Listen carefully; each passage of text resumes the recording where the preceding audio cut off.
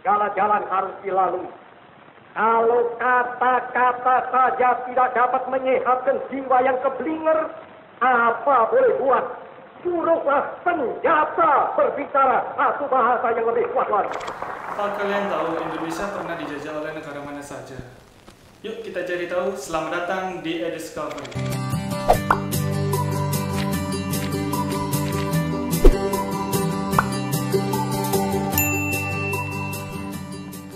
Halo teman-teman yang dulu, perkenalkan nama saya Faisal, edukator sejarah. Mari kita cari tahu apa penyebab para negara itu datang ke Indonesia.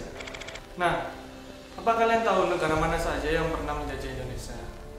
Pertama, yang pernah menjajah Indonesia itu adalah Portugis pada tahun 1511. Terus kemudian Belanda pada tahun 15. Lalu ada yang namanya Prancis, lalu Inggris, lalu kemudian Belanda lagi, dan terakhir kita dijajah Jepang.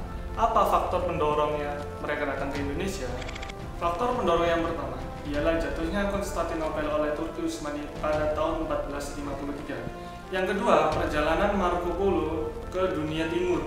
Dan yang ketiga ialah semangat reformasi, yaitu semangat membalaskan dendam kepada dunia Islam. Negara yang pertama kali masuk ke Nusantara dan menjajah ialah Portugis pada tahun 1511 oleh Alfonso de Albuquerque. Lalu negara selanjutnya yang pernah menjajah Indonesia ialah Belanda. Belanda pertama kali datang pada tahun 1596 dan 1598 di Banten. Pada waktu itu, pelaut pertama kali yang datang ialah Cornelis de Houtman. Lalu dilanjutkan oleh yang namanya Jacob van Eyck pada tahun 1602.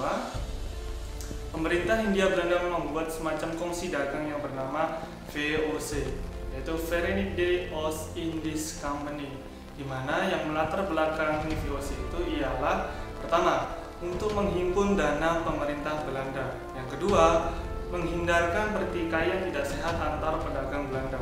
Dan yang ketiga, memperkuat posisi Belanda di Eropa. Oh, kalian belum tahu ya nama-nama gubernur VOC? Ya, gubernur VOC yang pertama kali ialah Peter Both. Lalu yang kedua yang terkenal ialah Jan Pieterszoon Cowen atau disingkat JP Cowen. JP Cowen ini adalah salah satu gubernur yang terkenal.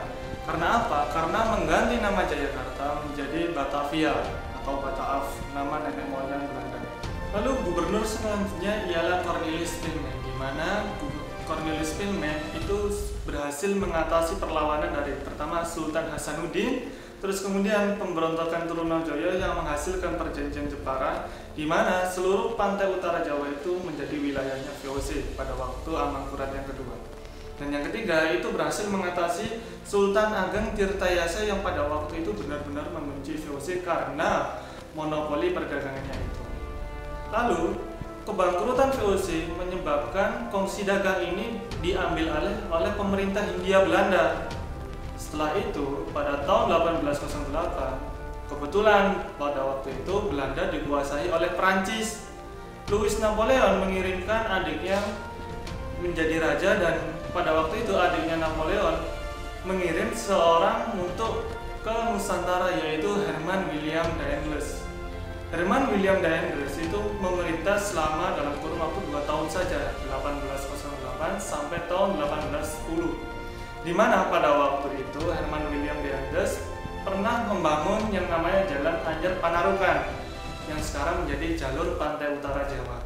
Setelah dari Prancis nanti akan beralih ke Inggris. Pada waktu itu perpindahan antara Prancis dengan Inggris itu ditandai dengan adanya yang namanya kapitulasi Tuntang. Di bawah pengaruh Inggris, gubernur pada waktu itu ialah Sir Thomas Stamford Raffles. Kalian pasti kenal kan? Di mana Sir Thomas Stamford Raffles pernah menemukan yang namanya bunga bangkai yang bernama Latin ialah Rafflesia arnoldii. Lalu selain itu dia juga yang menghapus perbudakan. Selain menghapus perbudakan, dia juga membuat semacam buku yaitu berjudul History of Java.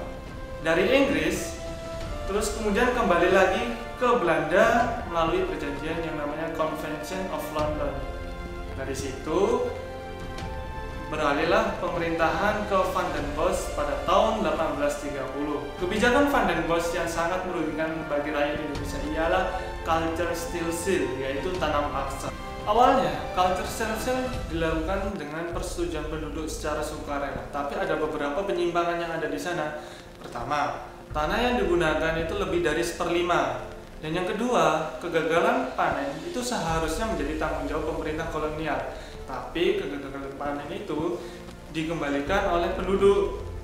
Lalu yang ketiga, apabila ada kelebihan, semua juga akan dikembalikan kepada penduduk. Tapi ternyata tidak ada yang dikembalikan ketika terjadi yang namanya overproduction. Nah, setelah adanya culture still, maka selanjutnya ialah sistem politik liberal. Sistem politik liberal ialah politik balas budi, politik hutang, atau politik etis. Munculnya sistem politik liberal itu akibat penderitaan penduduk oleh Van den Bosch, yaitu culture still, tanam paksa. Terus kemudian berkembangnya paham liberalisme di Eropa. Dan yang ketiga ialah kemenangan Partai Liberal. Dari sini muncul apa yang dinamakan sebagai trilogi Van Deventer, yaitu edukasi, migrasi, dan irigasi. Di mana dalam bidang edukasi nanti akan lahirnya pergerakan nasional seperti Budi Utomo dan lain sebagainya. Cukup sekian kita belajar mengenai imperialisme dan kolonialisme kuno. Jangan lupa subscribe dan follow media sosial EduLab Indonesia. See you next time. Dan untuk kita saudara-saudara, lebih baik kita hancur daripada tidak merdeka. Sebelum kita tetap merdeka atau mati.